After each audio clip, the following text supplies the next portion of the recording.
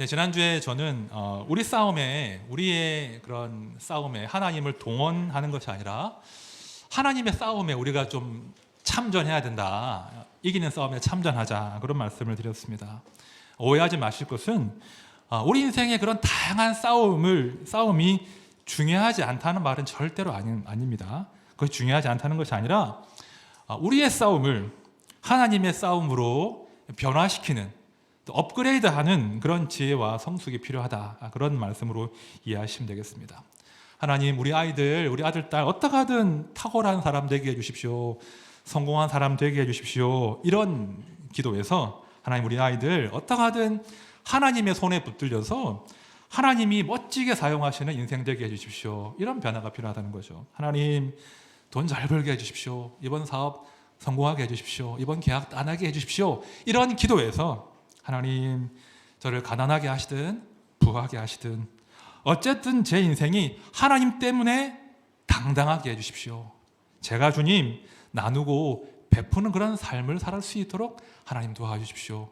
이런 기도로 바꾸어내는 것이 우리 믿는 자의 어떤 변화와 성숙 아니겠습니까? 오늘 저는요, 지난주에 이어서 계속해서 우리가 결코 포기할 수 없는, 우리 부모님들과 믿음의 앞선 세대가 결코 포기할 수 없는 싸움, 우리 자녀들, 우리 믿음의 후배들을 하나님을 경외하는 사람으로 키워내는 그 싸움에 대한 이야기를 계속 해보려고 합니다. 안타깝게도 말입니다. 아무리 신앙이 좋은 우리 부모님들도, 우리 중직자들, 장로님, 권사님들, 심지어 목회자라고 할지라도 이 자녀의 신앙 문제에 관한 이야기가 나오면 굉장히 작아집니다. 초라해집니다. 한때는 우리 아이가 말입니다. 말씀 암송도 잘하고 큐티도 곧잘 하고 성경 필사도 하고 그 예쁜 입술로 하나님을 찬양하고 율동했는데 어느 순간 우리 아이가 예배에서 멀어지고 신앙을 버리겠노라 하는 그런 때가 올 수도, 이미 왔을 수도 있다는 거예요. 하나님이 어디 있냐고. 나는 하나님 안 믿어진다고 그렇게 말합니다. 아니, 기독교도 불교처럼 이슬람처럼 그 수많은 종교 중에 하나일 뿐인데 왜 기독교만 더 웨이라고, 더 트루스라고 이야기하십니까? 어머님의 종교를 저한테 강요하지 마십시오. 저에게도 종교의 자유가 있습니다. 제가 제 종교를 선택하겠습니다 라고 하는 말들을 이미 했거나 앞으로 곧 하게 될 확률이 점점 높아지는 그런 시기를 살고 있습니다. 많은 부모님들이요, 정말 이 시대에 신앙을 가진 부모님들이 자녀를 영적으로 성장시키기 위한 이 싸움터에서 굉장히 수세에 몰려있다는 거예요. 굉장히 어려움을 겪고 있습니다. 하나님 모시기에 면목은 없는데 신앙을 강요할 수 없고 달리 뾰족한 수가 없는 그런 안타까운 상황이 있다는 거죠.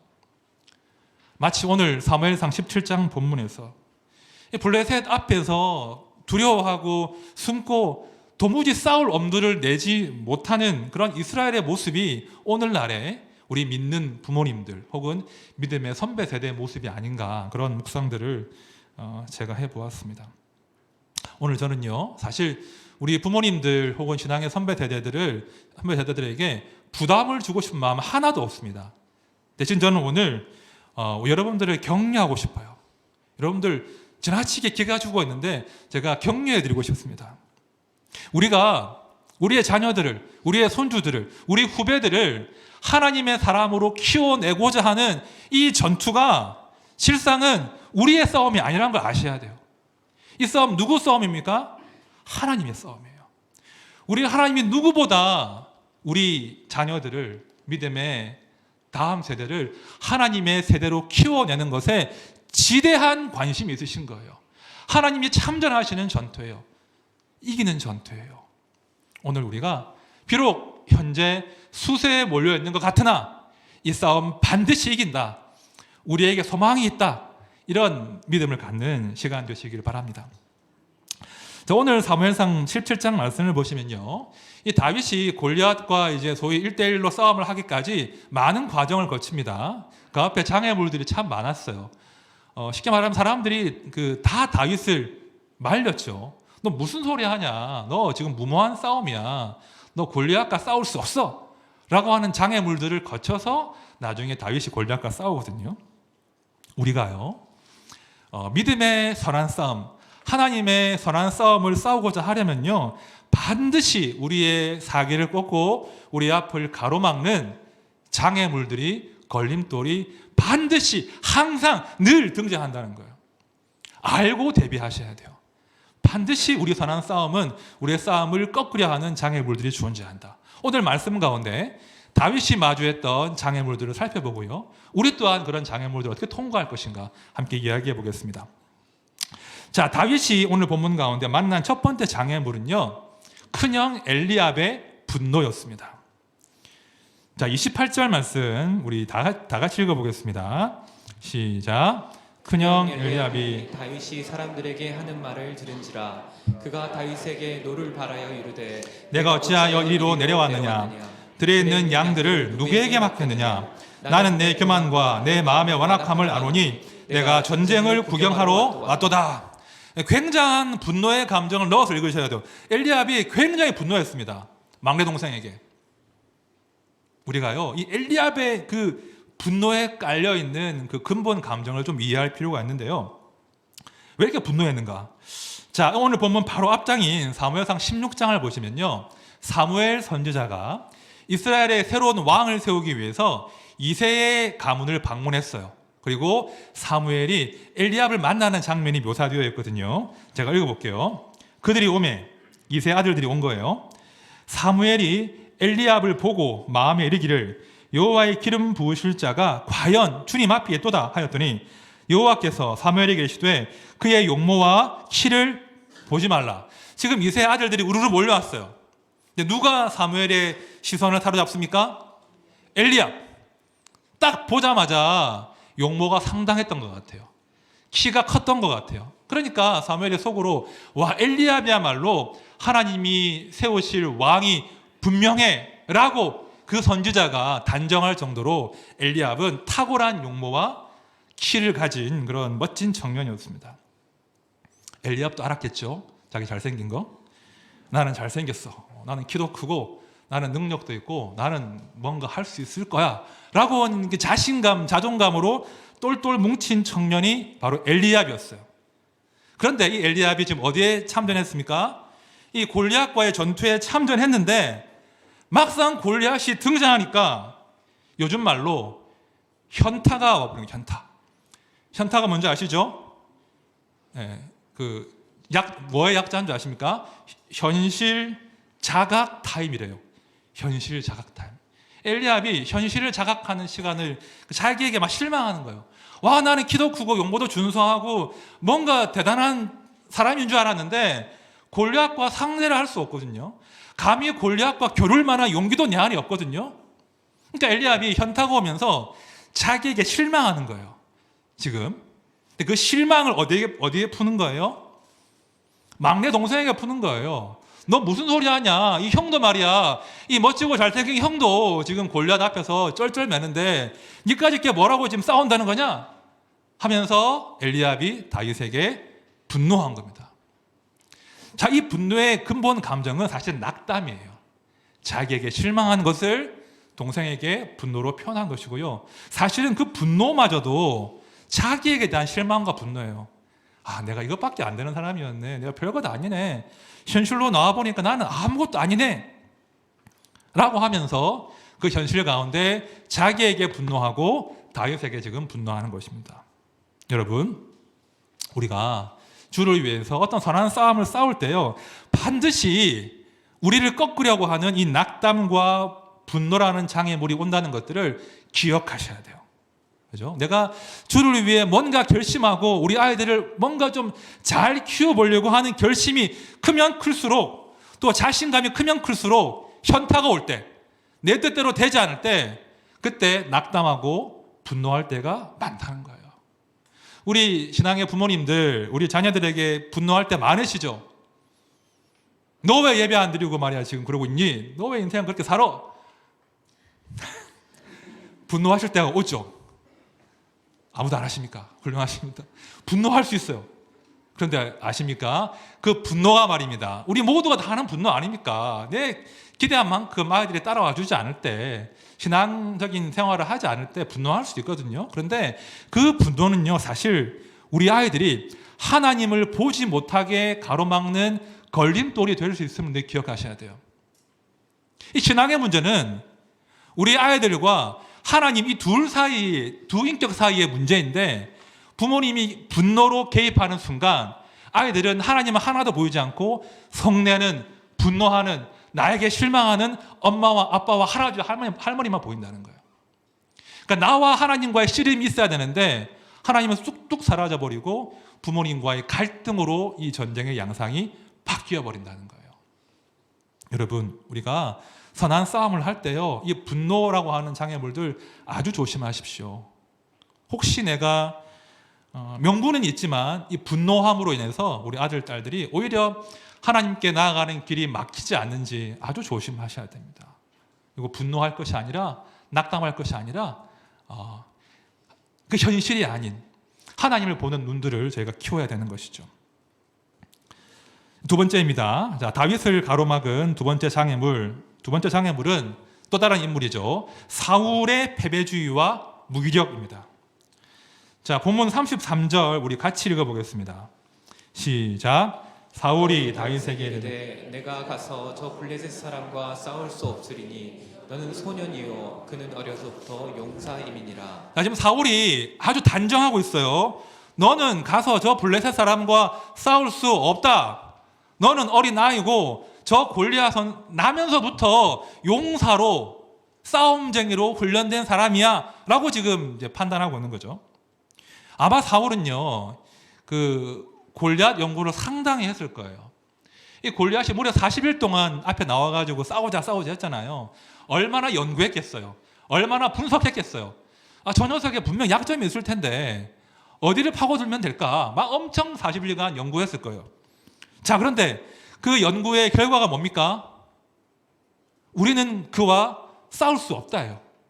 우리는 도무지 저 사람을 꺾을 수 없다. 이것이 40일간의 치밀한 현실 연구의 결과였어요. 그걸 가지고 지금 이야기하는 거예요. 그러니까 지금 사울은요, 싸우기도 전에 이 무기력으로, 이 패배주의로 이미 져 있는 거예요. 지고 있는 것이죠. 여러분, 우리가 현실을 냉정하게 잘 보아야 되지만 지나치게 현실을 보는 눈만 발달하면 자칫 패배주의와 무기력에 빠질 수 있음을 기억하십시오. 영국의 철학자가 이런 말 했지 않습니까? 유명한 말이죠. 아는 것이 힘이다. 아는 것이 힘이다 라고 했어요. 근데 제가 볼 때 틀린 말이에요. 더 이상 유효하지 않아요. 아는 것이 힘이 아니라 무엇을 아는가가 중요하다는 거예요. 우리가 하나님을 알지 못하고 세상만 알면, 그 거대한 세상의 이데올로기와 탕류만 알면 우리는 오히려 위축되는 거예요. 어느 순간 싸워보기도 전에 패배해버리는 그 무기력증 가운데 빠질 수 있다는 것입니다. 지난주 수요일 날 우리 이제 이동열 교수님 오셔서 이제 귀한 말씀을 전해주셨습니다. 못 들으신 분들은 꼭 영상으로 한번 보십시오. 핵심적인 내용은 이겁니다. 우리 시대가, 하여튼 제가 자주 하던 말이었습니다. 자아팽창의 시대이다. 자아팽창의 시대이다. 다시 말하면 내가 최종 권위인 그런 시대이다. 그래서 내가 결정하는 것이 제일 중요하다. 부모님의 결정도, 하나님의 결정도 중요한 게 아니라 나의 결정, 자기 결정권이 제일 중요한 시대이다. 이렇게 시대를 진단을 해주셨습니다. 특별히 이제 자기 결정권 관련해서 성에 관한 말씀들을 많이 해주셨는데요. 동성애 이런 이슈입니다. 내가 비록 생물학적으로 남성으로 태어났지만 그것이 내 성이 될 수 없다는 거예요. 어느 순간 내가 내 성에 대해서 성찰해보고 나는 남성으로 태어났으나 여성으로 살겠다 하면 여성인 거예요. 그런 시대가 우리 시대라는 겁니다. 그러니까 타고난 성이 아니라 내가 결정한 젠더가 나의 정체성이야 라고 가르치고 있습니다. 학교에서 또 세상의 미디어가. 요즘에 유력한 사람들, 정치인이나 유력한 사람들에게 늘 물어보는 이슈가 하나 있어요. 동성애에 관한 당신의 입장은 무엇입니까? 그때 말입니다. 그 유력 인사가 저는 동성애에 반대합니다 이렇게 말 못해요. 그러니까 시대 자체가 저는 열려 있어요 라고 말할 수밖에 없는 그런 시대가 되었다는 것입니다. 그러니까 성을 위시해서 그러니까 사회의 모든 영역에서 나에게 옳은 것, 나에게 좋은 것이 진리인, 그러니까 절대적인 기준이 없는 그런 혼란스러운 시대를 우리 아이들이 살아간다는 겁니다. 그게 맞다고 가르친다는 거예요. 제가 이제 교수님의 강의를 쭉 1시간 동안 들으면서 한번 꼭 들어보십시오. 한편으로는 그냥 통쾌했어요. 아, 우리 시대를 정말 잘 진단하고 계시는구나. 한편 통쾌했지만 다른 한편으로는 굉장한 부담으로 이제 저를 짓누르는 겁니다. 알겠어요. 알겠는데 그럼 어떻게 해야 되죠? 이 시대 가운데 어떻게 우리 아이들, 믿음의 후배들을 키워내야 될까요? 우리가 이 거대한 시대 정신 가운데서 우리 아이들을 지켜낼 수 있겠습니까? 상당한 저의 그 심리적인 압박이 되더라고요. 우리가 과연 이 싸움을 싸울 수 있을 것인가? 너무 상대가 거대하니까 싸울 엄두가 나지 않는 그런 마음을 제가 한동안 먹게 되었습니다. 우리는 성공할 수 있을까? 나는 내 자녀의 아빠로 우리 아이들을 믿음의 아이로 키워낼 수 있을까? 혹시 실패하지 않을까? 그런 두려움들이 몰려왔습니다. 미국에요, 유명한 가정사역 단체가 있는데요. 그 단체가 조사를 해보니까 우리 믿음의 어머님들이 가장 많이 하시는 말씀이 이런 말씀이라고 해요. 나는 자녀 교육에 실패한 것 같아. 이런 이야기를 가장 많이 하신다고 해요. 실제로 신방을 제가 해보면요, 우리 부모님들께서 자기 실패에 대한 이야기들을 많이 하세요. 목사님, 제가 좀 잘 못 키운 것 같습니다. 제가 잘 못 키워서 우리 아이들이 이렇네요. 제가 제대로 그 믿음의 본이 되지 못했나 봅니다. 제가 제대로 본이 되지 못해서 우리 아이들이 지금 예배를 드리지 않습니다. 잔뜩 기가 죽으셔서 내가 실패했노라고 말씀하시는 분들을 참 많이 만납니다. 가만히 보면 오늘 본문에 있는 엘리압과 사울처럼, 그렇죠? 낙심하고 때로 분노하고 때로 무기력과 패배주의에 빠져 있는 그런 부모님들이 너무나 많다는 것입니다. 너무 안타까웠습니다. 제가 한 주 수요 기도회 마치고 이제 지난주 수요일 마치고 그래서 그런 부담으로 우리 부모님들이 왜 이런 실패감 가운데 살아야 되지 억울하기도 하고 말입니다. 묵상을 제가 많이 했는데요. 사실 제가 보니까 우리 크리스찬 부모님들은 세상의 부모님과는 다른 이중의 부담이 있더라고요. 한편으로는 우리 아이들 하나님 만나고 예수님 잘 믿는 그런 믿음의 사람으로 키워내야 되고, 또 다른 한편으로는 세상에 나가서도 자기 몫을 할 수 있는 그런 경쟁력 있는 아이들로 키워내야 되는 거예요. 이중의 부담이 있는 거예요. 주중에는 어떻게든 아이들 격려해서 과외시키고 학원 보내고 공부시켜서 그래도 자기 몫을 할 수 있는 사람으로 키워내야 되고요. 주일 되면 애들 깨워서 옷 입혀서 밥 먹여서 교회 가야지 데리고 와야 되고요. 혹시 그래도 교회 안 오면 영상으로도 예배 드려야 돼? 라고 하면서 이제 마음을 졸이면서 아이들의 신앙을 위해서 노심초사하고 있거든요. 그러니까 세상의 부모님들과는 전혀 다른 종류, 이중의 짐을 지면서 정말 수고를 많이 하시는데 우리 부모님들은 실패했다고 여기시는 거예요. 많이 수고했는데. 더 고약한 거는요, 우리 시대가 그래요. 그러니까 아이들이 문제가 있으면 혹은 아이들이 신앙에 문제가 생기면 그 모든 문제의 원인을 부모님께 돌리는 게 우리 시대의 형편이에요. 그런 말 있지 않습니까? 문제 아는 없고 문제 부모만 있다. 문제 아는 없고 문제 부모만 있다. 제가 싫어하는 말입니다. 문제 아는 없고 문제 부모만 있다. 부모가 제대로 본이 되지 못해서 자녀들이 믿음을 버린다. 뭐 억울하지 않습니까? 너무 억울하고 답답한 거예요. 자꾸 부모님들을 죄인 만드는 그런 시대가 좀 답답해요. 제가 오은영 박사를 참 좋아하지만 오은영 박사님 그 금쪽이 이런 프로를 보시면 항상 문제의 원인이 어디 있어요? 부모님에게 다 돌아가요. 모든 게 다 부모 책임이래요. 그러니까 더 힘 빠지는 거예요. 아이들을 위해서 정말 노심초사하고 최선을 다해서 주중에도 주일에도 사랑을 쏟아붓는데 부모 때문이라고 하니까 더 힘 빠지는 그런 시대를 살고 있는 거죠. 제가 근데 아무리 생각해봐도 억울한 거예요. 이건 잘못된 진단이라고 저는 봅니다. 사실 우리 부모님들이 무슨 힘으로 우리 아이들의 그 스마트폰과 미디어 환경을 통제할 수 있겠어요? 하실 수 있어요? 안 되죠. 아무리 애를 써도 이 미디어의 홍수 가운데 우리 아이들을 지켜내기가 쉽지 않아요. 우리 부모님들이 무슨 지혜로 우리 아이들을 사로잡고 있는 그 시대 정신과 싸움을 벌이실 수 있겠어요? 우리가 무슨 지혜와 지식으로 학교와 학원과 모든 미디어가 쏟아내고 있는 그 시대 정신과 맞설 수가 있겠냐고요. 주일날 학원 안 보내고 싶죠. 그런데 입시 제도를 어떻게 거부할 수 있습니까? 학원 보내야 시험 치고 시험을 쳐야 대학 가지 않습니까? 그러니까 우리 부모님들은 굉장히 힘든 싸움을 지금 싸우고 계신 거예요. 어떻게 할 수 없는 환경 가운데 힘들어 하십니다. 사실 옛날에 이제 뭐 20세기 중반만 하더라도 말입니다. 사실은 부모님들의 책임이 맞아요. 왜냐하면 하루 종일 부모님들과 아이들이 같이 살았거든요.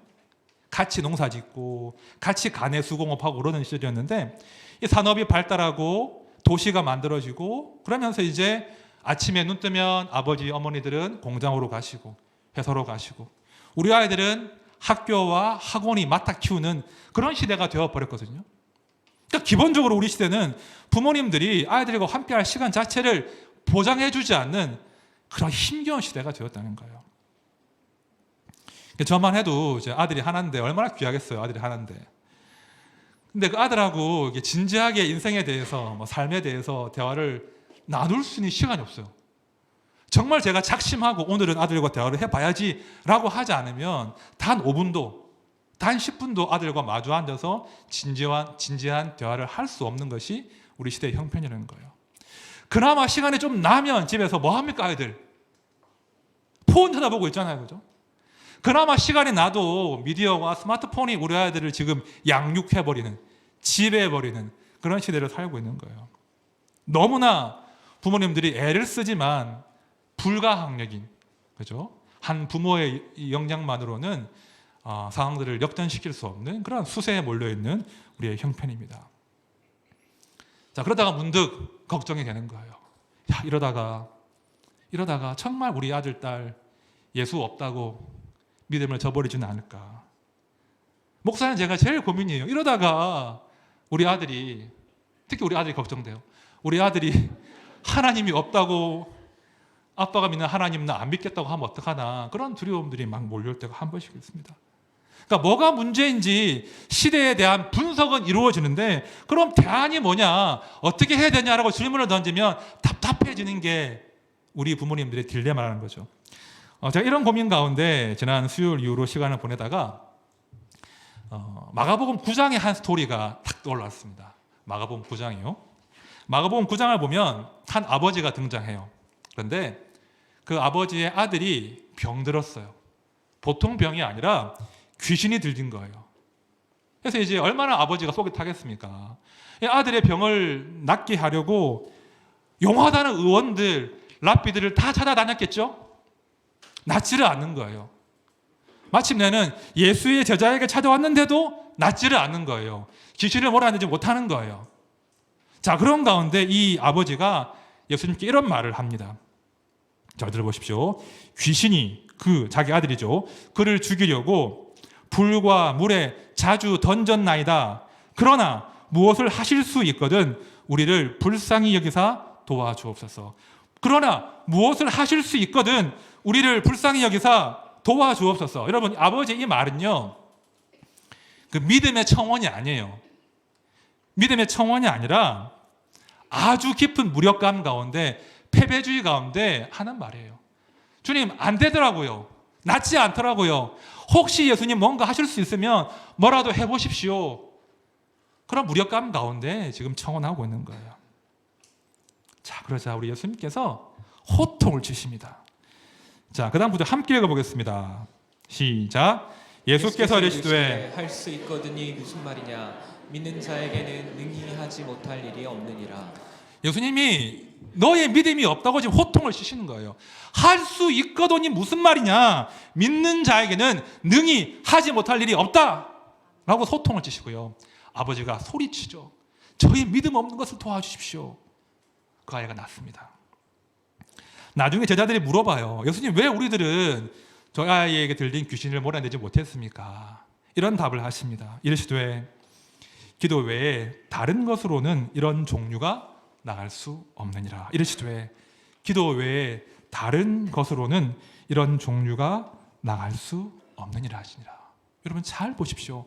이 원리를 기억하셔야 돼요. 아들이 귀신에게 놓이기를 바라는 그 아비에게 지금 필요한 것이 무엇입니까? 두 가지예요. 믿음. 네가 믿음이 없구나. 할 수 있거든요. 무슨 말이냐? 이 아이를 하나님이 반드시 살리심을 네가 믿는 것이 첫 번째야 라고 말씀하신 것이고요. 두 번째로 기도 외에는 달리 방법이 없다라고 교훈 주시는 거예요. 그 믿음을 가지고 네가 포기하지 말고 기도하라. 다른 처방이 아니에요. 아버지의 믿음을 물어보시고 그 믿음 가운데 기도하라 요청하시는 겁니다. 다시 오늘 본문도 돌아오겠습니다. 제가 오늘 이제 마가복음 9장과 오늘 본문을 제가 비교해 보는 가운데 오늘 사무엘상 17장 본문을 보면요. 우리 부모님들이 우리 믿음의 앞선 세대가 무엇을 믿어야 할 것인가? 또한 우리가 어떤 기도의 열망을 가져야 할 것인가? 이 두 가지 원리가 제대로 나오더라고요. 먼저 우리가 무엇을 믿을 것인가? 자, 45절 말씀 보십시오. 다윗이 블레셋 사람에게 이르되 너는 칼과 창과 단창으로 내게 나아오거니와 나는 만군의 여호와 이름 곧 내가 모욕하는 이스라엘 군대의 하나님의 이름으로 내게 나아가더라. 지금 다윗이 믿은 것이 무엇입니까? 하나님께서 당신의 명예를 걸고 싸우신다는 거예요. 우리 하나님은 자신의 이름이 조롱당하는 이 참담한 상황을 결코 묵과하지 않으신다. 침묵하지 않으신다. 반드시 당신의 명예를 위해서 일어나신다. 이 믿음 가운데 다윗이 떨쳐 일어난 것입니다. 자, 그러면 지금 우리에게 필요한 믿음이 무엇입니까? 동일한 거예요.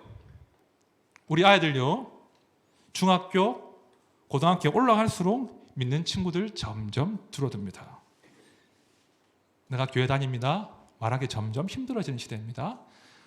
우리 아들이 중1인데요. 지난 친구들이 한 6명 있어요. 원래 다니는 친구들이 있어요. 제가 지난주 목요일쯤에 한번 물어봤습니다. 아들아, 그 6명 친구들 중에 교회 다니고 예수 믿는 친구 있니? 물어봤어요. 물어보니까 아들이 이렇게 생각하더니 잘 모르겠는데요. 그러는 거예요. 왜 몰라? 그러니까 한 번도 서로 그런 이야기 해본 적이 없대요. 그러니까 제가 유추를 해보면 아무도 없는 것 같아요. 아무도 없는 것 같아요. 중학교, 고등학교, 대학교에 갈수록 거의 선교지 수준으로 예수 믿는 친구들이 없어요. 저희 때랑 참 다른 양상이죠. 그리고 내가 예수 믿는다고 말하기 힘들어집니다. 학교에서, 학원에서, 또 미디어의 공간에서, 특히 대학에 올라가면 하나님의 이름이 정말 난도질을 당하는 시대라고요. 함부로 하나님의 이름을 조롱하는 시대에 우리 아이들이 살고 있다는 거예요. 그러나 그렇기 때문에 우리가 믿음이 필요한 거예요. 더더욱 말입니다.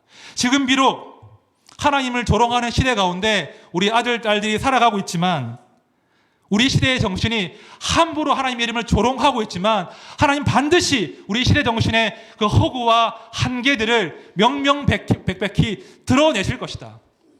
하나님 반드시 우리 아들, 딸의 입술을 통해서 그 삶을 통해서 영광을 거두실 것이다. 이런 믿음이 필요하다는 거예요. 우리가 수세에 몰려있지만 하나님 반드시 일어나셔서 당신의 명예를 위해서 싸우신다. 이런 믿음으로 무장하고 우리가 기도를 시작해야 된다는 거예요. 자, 그렇다면 우리의 기도의 소원이 기도의 열망이 무엇이 되어야 되겠습니까? 우리 그 다음 구절, 2절인데요. 같이 읽어보겠습니다. 시작. 오늘 여호와께서 너를 내 손에 넘기시리니 내가 너를 쳐서 내 목을 베고 블레셋 군대의 시체를 오늘 공중에 세워 땅에 들짐승에 주어 온 땅으로 이스라엘에 하나님이 계신 줄 알게 하겠고 또 여호와의 구원하심이 칼과 창에 있지 아니함을 이 무리에게 알게 하리라. 전쟁은 여호와께 속한 것인즉 그가 너희를 우리 손에 넘기시리라. 아멘. 여러분 보십시오. 다윗의 인생을 사로잡은 열망이 무엇입니까? 온 땅으로 이스라엘에 하나님이 계신 것을 내가 알게 하겠다. 여호와의 구원하심이 칼과 창에 있지 아니함을 이 무리에게 알게 하겠다. 이 열망이에요. 이 열망이 다음 세대를 향한 우리의 기도의 제목이 되어야 된다는 거예요. 하나님이 이 땅에 계신 줄 우리 아들, 딸이 알게 해주십시오. 하나님께서 우리 아들, 딸들의 인생의 구원자가 되심을, 구원자로 그들과 함께 하심을 알게 해주십시오. 여호와의 구원하심이 우리 손에 들려있는 칼과 창이 아니라 우리의 실력과 우리의 학력과 우리의 재물과 우리의 스펙이 아니라 하나님께서 우리의 궁극의 무기, 우리의 궁극의 칼과 창이 되심을 우리 아들, 딸이 알게 해주십시오. 요하께만 우리 인생의 구원이 있음을 하나님 알게 해주십시오. 이것이 우리 믿음의 선배 세대가 부모님들이 자녀들을 향한 기도의 내용이고 열망이어야 된다는 거예요. 골리앗이 거대하죠. 시대의 정신이 상당합니다. 무섭게 우리 아이들을 몰아치고 있습니다. 하지만 염려하지 마십시오. 우리 하나님 이 전쟁에 개입하신다는 거예요. 여러분, 우리 아들, 딸들이 믿음의 사람으로 성장하는 것 하나님이 관심이 없겠습니까? 하나님이 나 몰라라 하시겠습니까? 아니에요. 누구보다 하나님이 관심 많잖아요.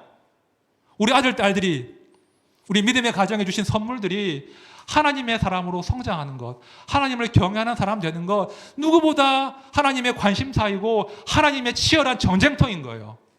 우리가 믿음으로 참전하면 돼요. 우리가 기도로 참전하면 됩니다. 하나님 참전하시니까 반드시 승리한다. 이 믿음으로 이 싸움 포기하지 않고 참전하셔야 된다는 거예요. 우리 교회 전통 가운데 가장 훌륭한 어머니의 대명사 하면 그 교부 어거스틴의 어머니 모니카라는 분이 이렇게 늘 회자가 되는데요. 사실 이 어머니 모니카는 그 어거스틴 자서전을 이렇게 보면 사실은 이제 성품이 좋지 않으셨대요. 굉장히 드세고 극성스러운 그런 엄마였다고 합니다. 제가 책의 한 대목을 읽어볼게요. 아들에 대한 사랑으로 말하자면 그의 삶을 주도하려는 갈망이 너무 열렬한 나머지 때로 너무 탐욕스럽고 세속적인 모습을 보였다. 아들이 그녀가 그리스도를 믿는 방식으로 따라와 주면 맹목적인 사랑을 보였고 거기서 벗어나면 울며 불며 분노를 폭발시켰다. 그야말로 이제 모니카는 너무 지나치게 아들을 사랑한 나머지 달달 볶은 거예요. 막 엄청난 바가지를 긁었다고 합니다. 제가 이제 모니카의 이야기를 보면서 아주 어머니가 떠오르기도 했고요. 어머니 정말 그러셨거든요. 동시에 제가 보니까 우리 아내도 또 우리 여기 계신 많은 부모님들도 적당히 세속적이고 적당히 극성스럽고 드센 그런 부모님들이 대다수가 아니겠는가 그런 마음 들었습니다. 위로가 되더라고요. 나중에 이제 이 어거스틴이 한 30년 정도 방탕한 삶을 살아요. 정말 방탕한 삶을 살다가 나중에 33세인가 회심을 하는데요. 그 회심을 하고 쓴 유명한 책이 참회로 고백록인데요. 제가 한 대목을 읽어보겠습니다. 당신의 신실한 종 내 어머니는 자식을 잃은 그 어느 어미들보다 더 당신 앞에서 나를 위해 울었던 것입니다. 어머니의 눈물은 강을 이루었고 기도하는 곳마다 그 땅을 흠뻑 적셨습니다. 그렇습니다. 당신께서 어머니의 기도를 들으셨습니다. 주님 당신께 고백합니다. 당신은 깨어있는 내 어머니를 통해 내게 응답하셨습니다. 이런 글을 남겼습니다. 그 모니카 말씀드렸죠. 굉장히 그 어거스틴이 어머니 때문에 상처를 많이 받았거든요. 굉장히 드센 엄마 때문에 그 어거스틴은 고생을 많이 했는데 나중에 어거스틴의 어떤 뇌리에 그 마음에 깊이 남아있는 어머니에 대한 기억은 그 극성스러운 그 드센 그 울며 불며 아들을 향해서 저주하는 그 어머니의 모습이 아니었다고 해요. 그게 아니라 나를 위해 기도하신 그 어머니의 모습이 어거스틴의 마음에 남았고 그 기억이 어거스틴으로 하여금 주님께 돌아오는 그런 통로가 되었던 것입니다. 나중에 이제 이 어머니 모니카가 어거스틴 회심한 그 해인가 그 다음 해에 돌아가시거든요. 일찍 돌아가세요. 56세로 열병으로 돌아가시는데요. 안타까운 죽음이잖아요. 그런데 슬퍼하지 않으셨대요. 이런 유언을 남기셨다고 합니다. 단 한 가지만 너에게 부탁한다. 너희들이 어디에 있든지 주님의 제단에서 나를 기억해다오. 단 한 가지만 너에게 부탁한다. 너희들이 어디에 있든지 주님의 제단에서 나를 기억해다오. 나의 죽음을 애통해하지 말고 예수 잘 믿어라 이 말씀과 함께 이런 유언을 남겼다고 합니다. 안타까운 죽음이지만 어미로서 그죠?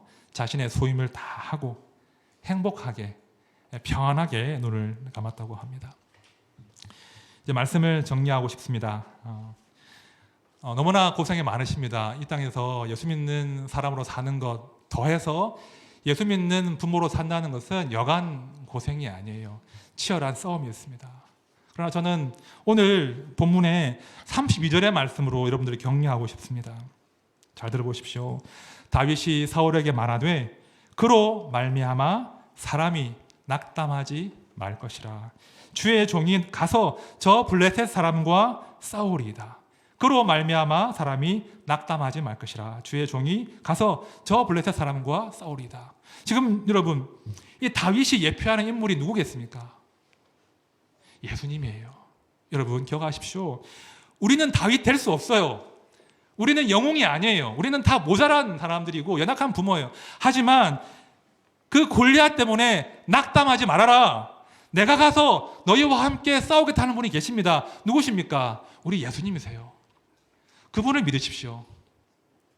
나를 믿지 마세요. 부모인 나의 사랑도, 나의 인내심도, 나의 지혜도 믿지 마시고 대신 우리의 참된 영웅 대신, 우리의 참된 다윗 대신 예수님만 믿으십시오. 우리 예수님 반드시 우리 아들, 딸들을 찾아서 당신의 소유로 삼으시고 당신의 백성으로 키워주실 그 예수님을 믿고 신뢰하십시오. 그리고 기도하십시오. 하나님, 우리 아들, 딸의 인생 가운데 하나님이 계심을 알게 해주십시오. 우리 아들, 딸이 자신의 칼과 창이 아니라 하나님께 우리의 구원이 있음을 알게 해주십시오. 저희가 포기하지 않고 믿음 가운데 기도할 때 반드시 하나님의 때가 되면 우리 아들, 딸들이 믿음의 사람으로 성장할 것입니다. 당부드립니다. 2가지입니다. 딴 건 다 못하지만 2개 할 수 있죠. 믿음을 점검하십시오. 우리의 믿음, 나의 인생과 우리 아들, 딸을 향한 믿음, 그리고 기도하십시오. 반드시 우리 아들, 딸의 인생을 통해서 하나님이 영광 거두신다. 그래서 우리 모두가 이 믿음과 기도의 사명을 끝까지 감당하시는 복된 성도가 되시기를 진심으로 축원드립니다. 우리 함께 찬양합시다. 오늘 제가 이 찬양은요 이런 마음으로 제가 선곡을 해봤습니다. 우리가 참 먼저 믿은 사람으로서 하나님의 은혜를 참 찬양하고 기뻐하지 않습니까? 그런 은혜를 누리고 있는데요. 주님, 우리 아들, 딸들도, 우리 교회 학교의 우리 제자들도, 우리 인생의 후배들도 이 찬양의 가사를 자기의 영혼으로 고백하는 그런 날이 오기를 원합니다. 내가 주님의 은혜와 사랑 가운데 이런 자유를 누리는 것처럼 우리 아들, 딸들도 주님의 은혜를 알고 은혜를 고백하는 삶을 살게 해주십시오. 그런 기도와 또 기대와 함께 찬양으로 주님께 올려드리겠습니다.